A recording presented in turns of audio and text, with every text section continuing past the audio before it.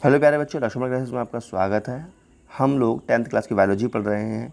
Chapter चल रहा है जीव जन्म कैसे करते हैं।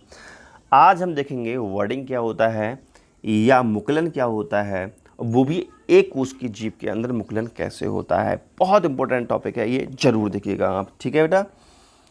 और देखते हैं ज़रा, देखो एक कोश की जीव जो है आपका ये है ईस्ट। ये ईस्ट सेल हमने ले रखी है, ईस्ट एक कोश का ले रखी है, ठीक है। तो ये ईस्ट है, देखो ईस्ट में ये रिक्तका होती है बीच में। मैं आपको बहुत अच्छे से समझा देता हूँ, ध्यान समझेंगे। रीस्ट होता है इसमें, ये रिक्तका होती है, ठीक है। और इस रिक्तका के पास केंद्रक होता है, ये रेड कलर से बना हुआ है ये केंद्रक। और इसके चारों तरफ कोश का द्रव ये फैला होता है, कोश का द्रव, ठीक है। तो इसको बोलते हैं जनन कोश का या पेरेंट ईस्ट सेल।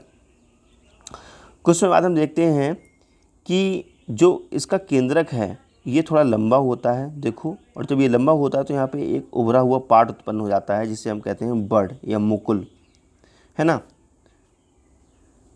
और कुछ समय बाद हम देखते हैं कि ये केंद्रक 2 पार्ट्स में बिल्कुल डिवाइडेड हो गया। देखो नया, बिल्कुल नए नए केंद्रक 2 बन गए।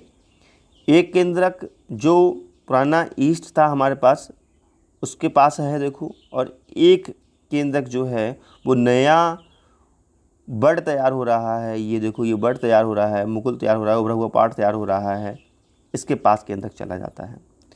फिर क्या होता है, बहुत तेज़ी प्रोसेस होती है। एक तो केंद्रक जो इसके पास ही रहता है ये, उसके बाद ये इसी प्रकार जैसे इसमें ये हुआ, इस प्रकार जो ये वर्ड बनता है, इस पर एक नया और वर्ड बनता है, फिर एक नया वर्ड बनता है और केंद्रक विभाजित हो जाता है। इस प्रकार एक वर्ड की चेन प्राप्त होती है। और समय बाद ये वर्ड जब पूरी तरह परिपक्व हो जाते हैं, मतलब विकसित हो जाते हैं, पूर्णतः बिल्कुल जैसा होना चाहिए वैसा हो जाते हैं, फिर ये वर्ड टूट करके गिरने लगते हैं और फिर नया आपका ईस्ट सेल प्राप्त हो जाता है। बहुत सारे नए ईस्ट सेल प्राप्त होते हैं, समझ में आया। तो इस प्रकार को, इस पर प्रोसेस को हम वर्डिंग कहते हैं, है ना। तो एक कोश के जीवों में वर्डिंग क्या होता है, मुकुलन क्या होता है, ये मैंने समझाया आपको। अब इस चीज़ को देख लो बेटा, देखो ये आपका ईस्ट सेल है फर्स्ट, ठीक है। ये डेवलपिंग वर्ड है, मतलब वर्ड यहाँ तैयार हो रहा है। ये न्यू वर्ड बन चुका है पूरे अच्छी तरीके से, है ना। और ये वर्ड की चैन बन चुकी है और यहाँ पे हमारे लिए नए सेल प्राप्त हो चुका है, किसका, ईस्ट का, ठीक है। तो उसके बारे में लिख रखा है, वो आप नोट कर लेना। देखो जरा, ईस्ट एक कोशिकीय कवक है, ईस्ट मुकुल द्वारा जनन करते हैं, अभी आपको मैंने बताया। इस विधि में जनक जीव के शरीर पर एक बाह्य वृद्धि, आउटर ग्रोथ से एक छोटा सा उभार बन जाता है, जिसे हम बड या मुकुल या कलिका कहते हैं। कुछ समय तक जनक के शरीर के साथ यह बढ़ता है, बाद में अलग होकर नए जीव को जन्म देता है, जिसे हम वर्डिंग कहते हैं। एक कोश का जीव ईस्ट में वर्डिंग के द्वारा जनन होता है। थोड़ा सा एक्स्ट्रा ज्ञान देख लीजिए, इसका नॉलेज देख लीजिए।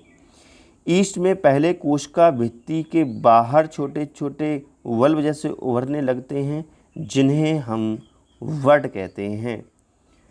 जनक ईस्ट कोशिका का केंद्रक 2 भागों में विभाजित हो जाता है तथा उनमें से केंद्रक का एक भाग वर्ड में आ जाता है। मैंने आपको ये समझाया था अभी।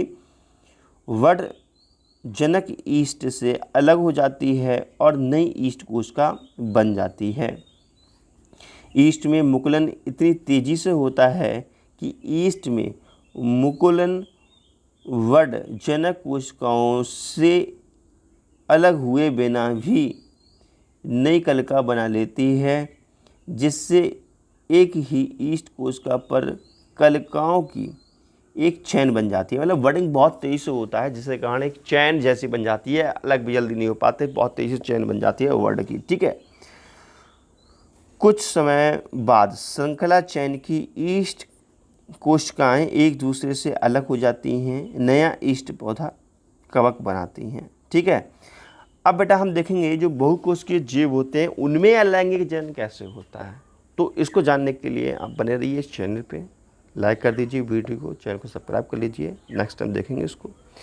बेटा मैं आपको बता दूं 10th क्लास की NCERT बुक का 100% मैंने अपनी वीडियो में कवर कर रहा हूं, लेकिन उसमें जो आपका जनन है थोड़ा कचरा टाइप का दिया हुआ है, जैसे कि जो जनन की विधियां हैं सब मिक्सिंग है, एक कोष के जीव बहु कोष के जीव में अलग अलग नहीं दे रखी है, सब मिक्स दे रखा है।